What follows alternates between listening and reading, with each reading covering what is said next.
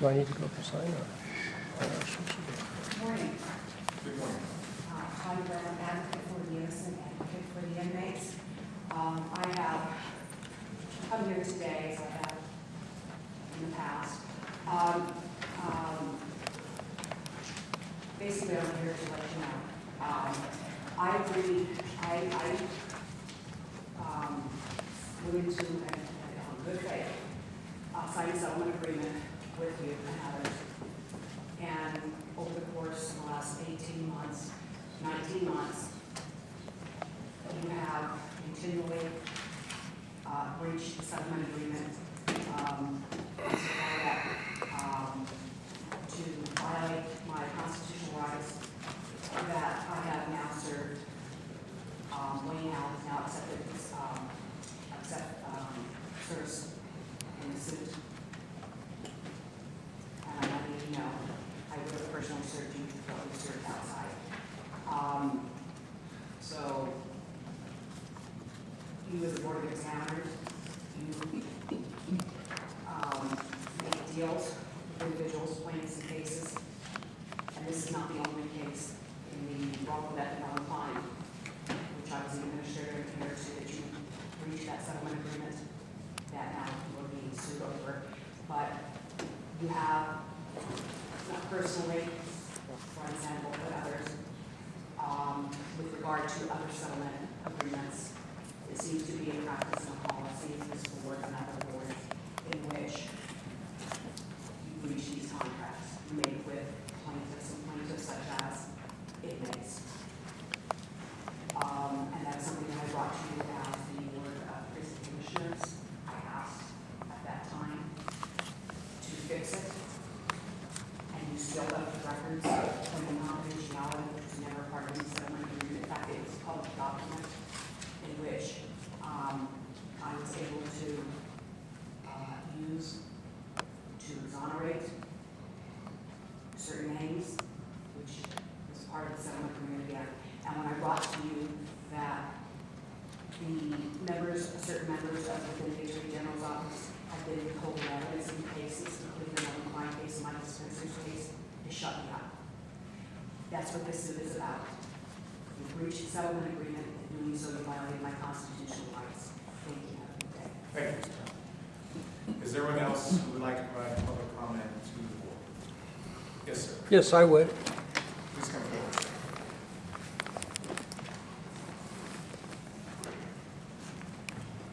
Governor, I was here last summer. And if you would please state your name. Yes, Michael Weston, longtime Nevada resident. Last summer when I was here,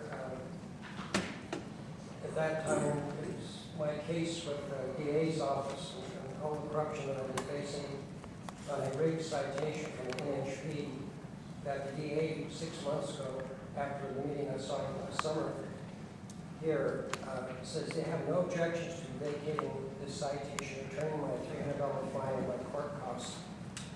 Now I'm facing a judge, Scott Pearson, in Reno, which I went to yesterday for a hearing. He says he's powerless to throw out what the DA brought against him in the first place for conviction rate and job security, you might say. And now under pressure of protesting in front of their courthouse for a year, which I didn't like. It's gotten a lot of publicity. The world's largest crime scene banner, which I produced, and Ben Carson, a lot of people have seen it. It's on YouTube, it's on InfoWars, Alex Jones, it's getting numerous hits. It's being seen all over. It's on a number of websites now. My point is, when I went to the court a couple weeks ago to get a form, it's called a hearing set date form to see the judge, I was immediately surrounded by 5 Washington sheriff deputies while I was up at the counter at the court getting my paperwork, my forms that I posted. And she wouldn't give me the forms. I had to go online, what I call it high levels, and get the form and get it filled out and take it down to the court. And each time I go there, they come up to you, they fool around and intimidate you, you feel like you're going to get arrested or something. That letter was with the Attorney General's office. The letter I got from your office stated that they saw no improprieties, no breaks in the dash cam video, which now the DA's office admits that the video was tampered, and they're saying it's even legal. They finally admitted it on here that it's okay to do that. Take 2 minutes out of here, 1 minute out of here, and then every remaining 16 minutes has missing seconds. And that's the pattern of what happens when they play around with 2 timestamps. One they cleaned up to show no break, the other one shows breaks. And for 4 years and 10 months after I got the citation in 05, I was stopped 31 times, and I told the FBI, I went to the FBI, they looked at the tape, I told them, give me a polygraph if you want. They said, no, we don't need polygraphs. To the fact I was stopped by NHP, harassed 31 times, and on stop 29, stop 31, I had guns on me, pointing at my head by 2 different officers, both times at night, usually on the same area from downtown Reno corridor, or Casino District area to Exit 7 where we live. And most of the 90% of stops were in that area during the night shift, the swing shift, or whatever. And, I felt threatened, a gun could have gone off, I could have my head blown off. They illegally searched my car. The trooper, Ed Bowers, who's still on the force, should be in prison, ordered me in front of the dash cam video the second time to restage the verbal exchange. I mean, this crap should not be going on here. If I was the governor, I would get on the phone to the judge and I'd say, hey, let this guy have his day in court. To this day, I've never been able to appeal this case. I timely submitted my appeal papers, a file stamp, dated, signed, and the court clerk, Robin there, the Washington courthouse, would not forward my papers to the district court for appeal. And I went back to numerous times over a week and a half to see the court administrator and said, hey, what's going on? And they said, oh, we don't know where it is, we don't know home road, nothing. And the last 2 times I went there, I sat in the lobby for a couple hours. I was going to sit there all day until he showed up, and they threatened to arrest me. You can't lawyer here, you can't stay in here. If he's not here, you can't hang around. This is Gestapo tactics, and Governor, this should not be happening. If I was the governor, I'd get on the phone right now and say, hey, let this guy have his day in court. I had an impeccable record. I've been driving ever since I was 16. No tickets, no accidents, 45 years. I'm a retired pilot. No accidents, no violations. I raised 2 kids, both come back from service from Afghanistan, and one in the Marines and training, had an accident there. Been married 32 years. I've never committed any crimes. I've been in business 35 years. Not a single complaint with a Better Business Bureau. I do everything right, and all this happened because I brought a complaint one night to the NHP saying, hey, or not a complaint, I just called and said, you guys need to get the NDOT sand trucks out here because there's on I-80, there was a blizzard, black ice, and there's people injured. One lady was rolled over, we couldn't help her, she was trapped in a pickup upside down in the mud and snow on the side of the road.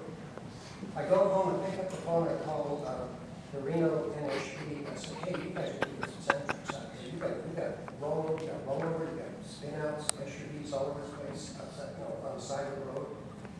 And I was told, Mr. Weston, we're not the babysitters for NDOT. You can go ahead and call yourself. And I said, well, there's no after-hours phone number to call. And he said, well, that's your problem. Slams the phone down. I picked up the phone again. I said, if somebody there isn't called NDOT, I'm going to call the Governor Twinn's mansion that night, which I did. The next morning, I get an apology from Captain White who said they were out of line. They were sorry for this. They should have done this. They should have handled it better. 4 months later, I'm driving home from work. And I get run off the road, or forced to get off the road because 2 guys are speeding in the construction zone near Keystone Avenue. It's about 45 miles an hour. So I get back on the road, and I'm heading up a mile ahead of Trooper Ed Bowers. At the time, I didn't know who he was. And I pulled up behind him, and he stopped and looked like one of the vehicles. And after a few months, after he said, no, we just be one of the vehicles that we're racing and we're running before she got to the road. I said, I can't be sure. I couldn't get the license number to do about 80 miles an hour. And he did cite that vehicle for, I think, 72 miles an hour. And then he says, after a few months, he says, would you be Mr. Weston by any chance? I said, yes. He says, you remember me on a trip with Ed Bowers? called, complained about our department, and called everybody, Senator Maggio, I called him about what happened. And so, anyway, he orders me in front of the dash cam video. Hey, Mr. Weston, I'm going to have to limit you a little bit, back to be respectful. All right, okay, my point is now, that the corruption in the judicial system is so unbelievably corrupt. It's like a meeting with a license, a criminal enterprise run by licensed criminals and dirty diapers. I mean, that's the way I feel about this whole system. There's no due process, there's no justice, nothing. You're threatened, you're stopped by NHP.